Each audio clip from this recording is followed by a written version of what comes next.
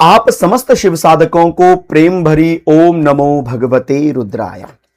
आप सभी को विदित है कि जैसे सावन का महीना चल रहा है, तो सावन के महीने के शुक्ल पक्ष में पंचमी तिथि को बहुत विशेष माना जाता है। और यह पंचमी वास्तविकता में बहुत विशेष भी है, कारण क्योंकि इस दिन आपको विशेष रूपेण पंचमी तिथि के साथ साथ सावन का सोमवार भी प्राप्त हो रहा है। और पंचमी विशेष क्यों है? क्योंकि सावन शुक्ल पक्ष की पंचमी को कहा जाता है नाग पंचमी।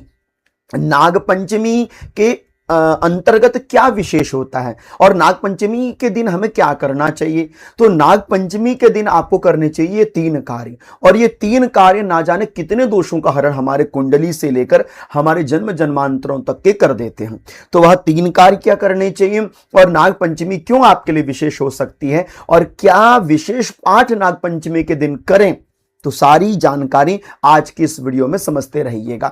नाग पंचमी वस्तुतः कोई भी और किसी भी प्रकार का काल सर्प दोष, पैतृक दोष अथवा कोई कुलकुलांतर से चलता हुआ दोष हो, उन समस्त दोषों का निवारण मात्र केवल नाग पंचमी के दिन इन 3 कामों को करने से हो जाता है।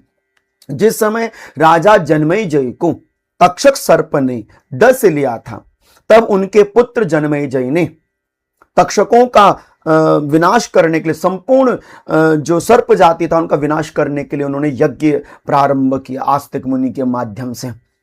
लेकिन अंततोगत्वा जब समस्त देवी देवताओं ने राजा जन्मेजय से कहा कि आप शांत हो जाएं और यह प्रकृति का नियम है, विधान है, तब जाकर राजा जन्मेजय ने यह कार्य को रोका। तो इस प्रकार से इस दिन जो हम विशेष रूपेण सर्प सर्पणी का पूजन करते हैं, नाग पूजन करते हैं, वही दिवस नाग पंचमी के रूप में माना जाता है। अच्छा, नाग पंचमी के दिन हमको विशेष क्या क्या कर लेना चाहिए? नाग पंचमी के दिन पहला काम आपको क्या करना चाहिए कि आपको अपने घर में मिट्टी का एक शिवलिंग बनाना चाहिए, जिसे कहते हैं पार्थिव लिंगेश्वर। मिट्टी का शिवलिंग बनाकर आपने मिट्टी का सर्प बनाना चाहिए और मिट्टी का सर्प बनाकर आपने विधिवत पूर्वकम महादेव का पूजन करना चाहिए मिट्टी के शिवलिंग में। और मिट्टी के शिवलिंग के साथ साथ जो आपने सर्प बनाया है मिट्टी का शिवलिंग के ऊपर जो आपने रखा हो, उसमें आपने पूजन करना चाहिए। इस प्रकार से यदि आप अभिषेक कर सकें मिट्टी के शिवलिंग का और सर्प का जो मिट्टी के बनाए हैं, तो भी आपकी समस्या का 100% निदान हो जाता है। काल सर्प दोष, पैतृक दोष अथवा कुलकुलांतरों के चलते हुए दोष अथवा कुंडली के अंदर कोई भी भयावह दोष है, एक्सीडेंटल योग है, अकाल दोष है, उन सभी दोषों का निवारण हो जाता है। क्योंकि राहु केतु के अंतर्गत जो भी ग्रह बीच में आते हैं वही हमारे लिए काल सर्प दोष का निर्माण करते हैं और यही भय दोष उत्पन्न करते हैं। पहला तो कार्य आप यह कर सकते हैं। दूसरा कार्य और भी सरल है। आप कहीं आसपास शिवालय हो आपके, आप शिवालय में जाइए। शिवालय में जाकर आप 3 चीजें चढ़ाइए शिव जी पर, जल और काला तिल शिवलिंग में भी चढ़ाइए। और आप जानते हैं वस्तुतः शिवलिंग के ऊपर नाग रखे होते हैं, तांबे के, पीतल के, जो भी व्यवस्था हो, चांदी के, आप उनके ऊपर जल और काला तिल अर्पण करें, पहला कार्य। दूसरा कार्य, सर्पों को दूध अत्यंत प्रिय होता है। हमने मजाक में खेली में कोई सर्प मार दिया हो या सर्प दोष हमको लग गया तो उसका निवारण भी हो जाता है। तो आप दूसरा कार्य, कोई कच्चा दूध मिल जाए आपको, शुद्ध यदि देसी गाय का दूध मिल जाए आपको, तो आप वह अर्पित कीजिए, शिवलिंग के ऊपर भी अर्पित कीजिए और जो शिवलिंग के ऊपर सर्पराज विराजमान हो आप उसमें भी अर्पण कर सकते हैं। तीसरा सबसे बढ़िया और कार्य क्या रहता है, आप अपराजिता के पुष्प और आंकड़े के पुष्प यदि शिवलिंग के ऊपर अर्पण करें, वह भी आपके लिए अत्यंत श्रेष्ठ कार्य रहता है। तो ये 2 कार्य तो आपने या तो घर में बैठ के पार्थिव लिंग बनाकर पूजन करें अथवा आप शिवालय में जाके पूजन कर सकते हैं। मंत्र आपको आता ही है, ओम नमो भगवते रुद्राय, महामंत्र है प्रत्येक शिव पूजन के लिए। 2 कार्य हो गए। तीसरा कार्य क्या विशेष होना चाहिए? इस दिन आपको करना चाहिए नाग स्तोत्र का पाठ और नाग गायत्री मंत्र का जप। 108 भी कर सकते हैं, जितनी यथाशंख्या आप कर सकते हैं, जप इत्यादि कर सकते हैं। सबसे पहले तो मैं आपको 2 मंत्र दे रहा हूं। यदि आप शिवलिंग में पूजन कर रहे हैं तो आप इस मंत्र का प्रयोग कर सकते हैं। सर्प गायत्री मंत्र है पहले कि ओम नवकुलाय विद्महि विषदंताय धीमहि तन्नो सर्पः प्रचोदयात्।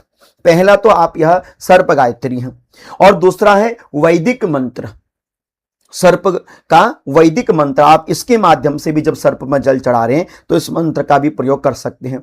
ओम नमोस्तेस्तु सर्पेभ्यो ये केचे पृथ्वी मनु ये अंतरिक्षे ये दिवितेभ्यो सर्पेभ्यो नमः।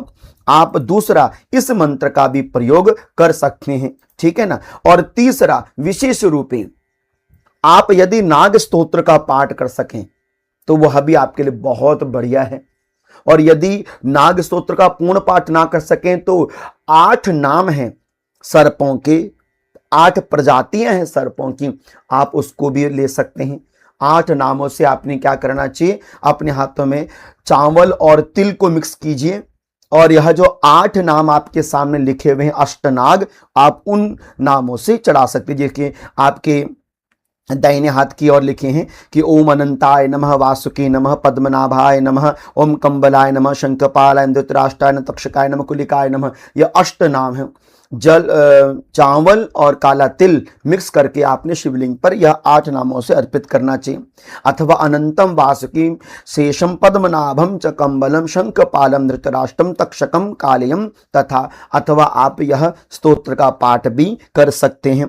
तो अपनी व्यवस्था के अनुसार आपने नाग स्तोत्र का पाठ, अष्टनाम नागों के, और नाग गायत्री और अथवा वैदिक मंत्र जो मैंने आपके देते हैं, इनके माध्यम से आप पूजन कर सकते हैं।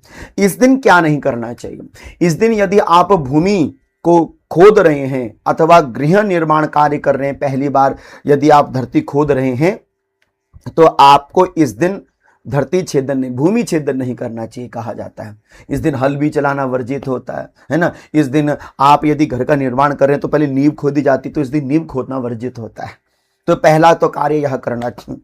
दूसरा कार्य क्या करना चाहिए कि इस दिन दूसरा कार्य क्या नहीं करना चाहिए, बोले इस दिन आपको कोई हरे भरे पेड़ इत्यादि नहीं काटने चाहिए। इस दिन सुई धागे से भी, जो तो नित्य काम करते हैं उनके लिए तो वर्जित है, लेकिन जो पहली बार यदि कुछ कर रहे हैं, बहुत विशेष यदि ना हो, तो आप सुई धागे का प्रयोग भी ना करें। अब इससे भी एक सरलतम कार्य जो आपको और अच्छा लग सकता है वह क्या है कि आप चांदी के नाग नागिन बनाकर अथवा तांबे के नाग नागिन बनाकर, छोटी सी आकृति में भी बनाकर, एक सर्पराज बनाकर चांदी के, अथवा एक चांदी की नागिन बनाकर आप शिवालय में जाकर अर्पित कर सकते हैं।